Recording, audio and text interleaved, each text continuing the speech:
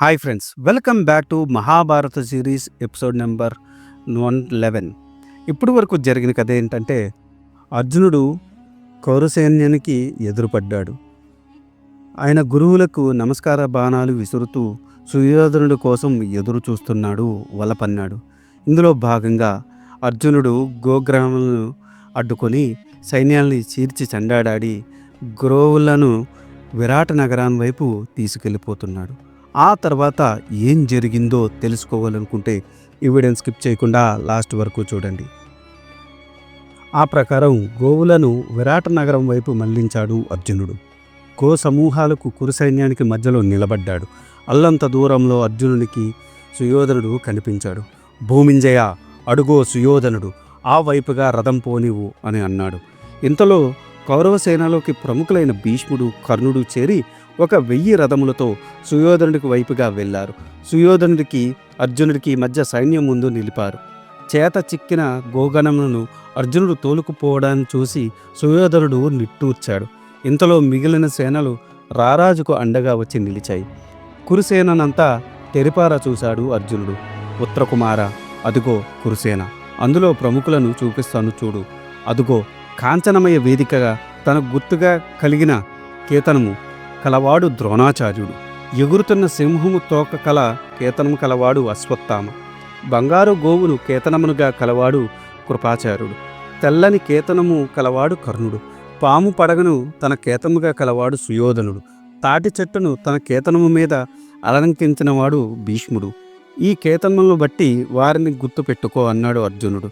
ఉత్తరకుమార, ఇప్పుడు మన రథాన్ని గురువుగారు ద్రోణుడికి కుడివైపుగా ప్రదక్షిణపూర్వకంగా పోనిము.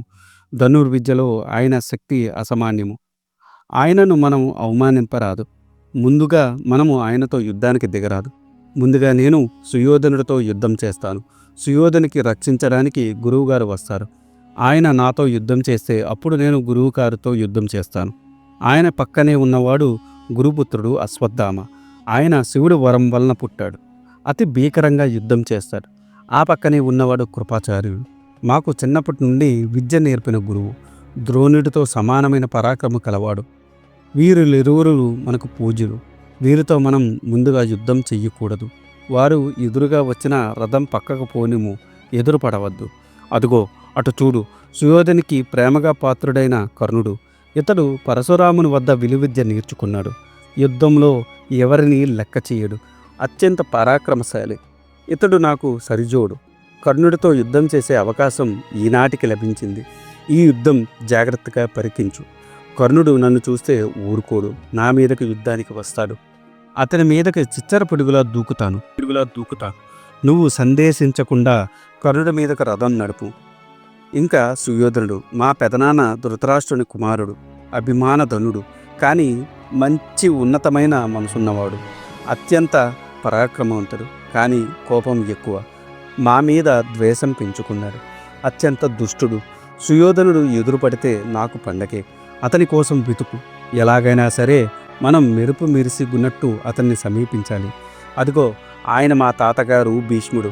అత్యంత పరాక్రమవంతుడు, ఎంతో బుద్ధిమంతుడు, ఎన్నో ఆయుధ రహస్యాలు తెలిసినవాడు. యుద్ధంలో పరశురాముణ్ణి ఓడించిన మహావీరుడు. పొరపాటును కూడా ఆయన దరిదాపులకు కూడా వెళ్ళకు. తాతగారికి కోపం వస్తే నన్ను సుయోధని దగ్గరకు కూడా పోనివ్వడు. జాగ్రత్త అంటూ కురుసేనలో వీరులను పరిచయం చేశాడు అర్జునుడు. ఆ సమయంలో అశ్వత్థామ కర్ణుని చూసి ఇలా అన్నాడు.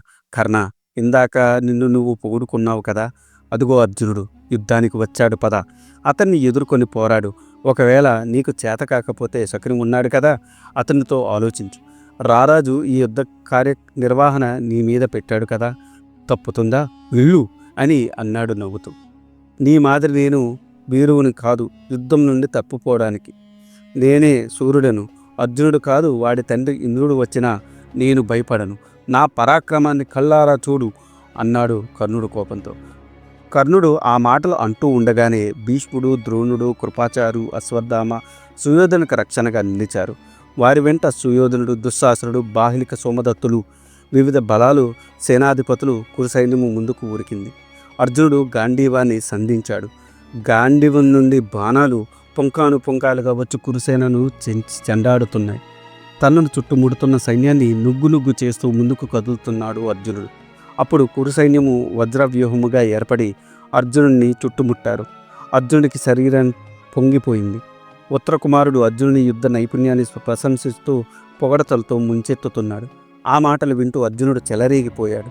గాంధీవం ఎప్పుడు చక్రం వలె గుండ్రంగానే వెళుతూ ఉంది. అంటే అంత వేగంగా బాణాలు వేస్తున్నాడు అర్జునుడు. తనకు ఇరుపక్కలా ఉన్న అమ్ముల పొదల నుండి 2 చేతులతో బాణాలు తీసి సంధిస్తున్నాడు.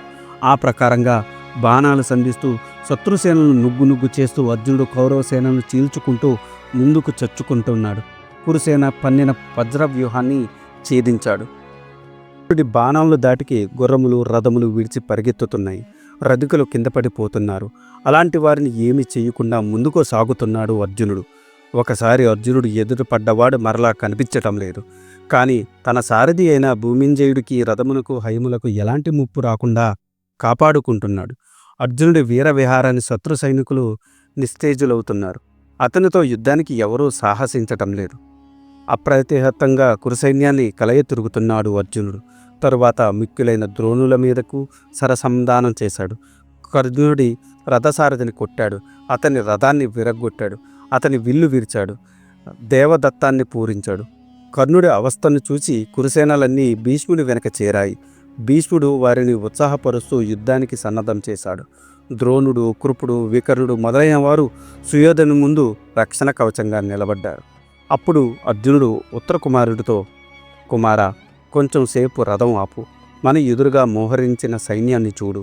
అడుగో కర్ణుడు ముందు వాడి మీదకి రథాన్ని పోను. వాడి పొగరు అనిస్తే కాని వాడి దిక్కు అని నమ్ముకున్న సుయోధనుడికి బాధ పుట్టదు అన్నాడు అర్జునుడు. ఉత్తరకుమారుడు శరవేగంతో రథాన్ని కర్ణుడి మీదకు పోనిచ్చాడు.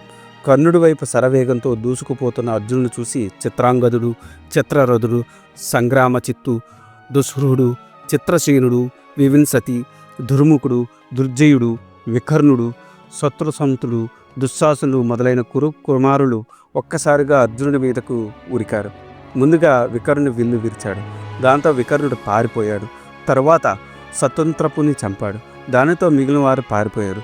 కర్ణుడి తమ్ముడు సంగ్రామజిత్తుడు అర్జునుడిని ఎదుర్కొన్నాడు. అర్జునుడు ఒక బల్లెము తీసుకుని వాడిని పొడిచి చంపాడు. అది చూసిన కర్ణుడు కోపంతో అర్జునుడి మీదకు బాణాలు సంధించాడు. ఈ విధంగా యుద్ధంలో మొదటిసారిగా అర్జునుడు, కర్ణుడు తలపడ్డారు. కౌరవసేనలో అందరూ యుద్ధం చేయడం ఆపి వీరి మధ్య యుద్ధం చూస్తూ నిల్చున్నారు. అర్జునుడు కర్ణుని సమీపించి, కర్ణ, నిండు సభలో నాకు ఎదురులేదు అని పలికితేవ కదా, ఇదిగో యుద్ధం వచ్చింది. నీ పరాక్రము చూడు. ఎవరు గొప్పో తేల్చుకుందాము. సభలలో పలికినట్టు ప్రగల్భాలు పలకటం ఇక్కడ కుదరదు. నీ తమ్ముడి చావు కళ్ళారా చూసావు కదా. ఇంతదాకా వచ్చిన తర్వాత పారిపోవడానికి ప్రయత్నించకు. నాడు ద్రౌపదికి జరిగిన అవమానము నిండు సభలో చూసి నవ్విన దానికి ఫలితం అనుభవించాలి కదా. ఈరోజు ధర్మజన మాటకు కట్టుబడి కోపాన్ని బలవంతంగా అణుచుకున్నాను కాబట్టి ఆ రోజే తప్పించుకున్నావు. కానీ ఇప్పుడు చిక్కావు. ఎక్కడికి పోతావో చూస్తాను అన్నాడు అర్జునుడు. ఏమిటి అర్జునా, ఆ రోజు అన్నగారి మీద పెట్టి తప్పుకుంటావా? అంత పోటుగాడివా? రా, నీ శక్తి ఏపాటితో చూస్తాను. ఏదో ఒక విధంగా అరణ్య అజ్ఞాతవాసములు గడిపితే రాజ్యం వస్తుందిలే అని అడవుల్లో తిరిగిన వాడివి. నీకు ధైర్య సాహసములు ఎక్కడున్నాయి? ఇంతకు ముందు నువ్వు ఏవేవో చేశావని అనుకుంటున్నారు. కానీ నిన్ను చూస్తుంటే అవి నిజాలు కావేమో అని సందేహంగా ఉంది అంటూనే కర్ణుడు అర్జునుడి మీదకు బాణాలు గుప్పిస్తున్నాడు. అర్జునుడు కూడా తగు రీతిలో సమాధానం ఇస్తున్నాడు. కర్ణుడి విల్లు అర్జునుడు విరగ్గొట్టాడు. కర్ణుడు శక్తి బాణాన్ని అర్జునుడి మీదకు ప్రయోగించాడు. అర్జునుడు దానిని తుత్తినీయలు చేశాడు. కర్ణుడు మరొక విల్లు తీసుకుని అర్జునుడు రథసారి ఉత్తరుని మీదకి 6 బాణాలు, అర్జునుడి మీదకు 10 బాణాలు వేశాడు. అర్జునుడు కోపించి కర్ణుడి మీదకు బల్లెములు వర్షంలా వేసిరాడు. ఆ బల్లెముల దాటికి తట్టుకోలేక కర్ణుడు పారిపోయాడు. అది చూసి ఉత్తరకుమారుడు సంతోషంతో కేకలు పెట్టాడు. అర్జునుడు విజయ చిహ్నంగా దేవదత్త శంఖమును పూరించాడు. ఇది ఈనాటి వీడియో. ఆ తర్వాత ఏం జరిగిందో తెలుసుకోవాలనుకుంటే మీరు నా నెక్స్ట్ వీడియో కోసం వెయిట్ చేయాల్సిందే. దానికన్నా ముందు నాదొక చిన్న రిక్వెస్ట్. నేను చేసే ఈ మహాభారత సిరీస్ వ్యాస భారతం నుండి కవిత్రయం అంటే నన్నయ్య గారు, తిక్కన గారు, ఎర్రాప్రగడ గారు తెలుగులోకి అనువదించారు. అదే ఈ మహాభారతాన్ని నేను మీకు యథాతథంగా అందించాలనే సదుద్దేశంతో ఈ వీడియోలు చేస్తున్నాను. ఏఐ జనరేటెడ్ ఇమేజెస్తో వీడియోస్ చేయడం కొంచెం కష్టతరమైన విషయం అయినప్పటికీ మన సనాతన ధర్మంలో ఉన్న మంచిని చెప్పాలనే ఉద్దేశంతో పూర్తి కథని ఈ వీడియోల రూపంలో అందించడం జరుగుతుంది. అందుకని మీలాంటి వారి సపోర్ట్ నాకెంతో ముఖ్యం.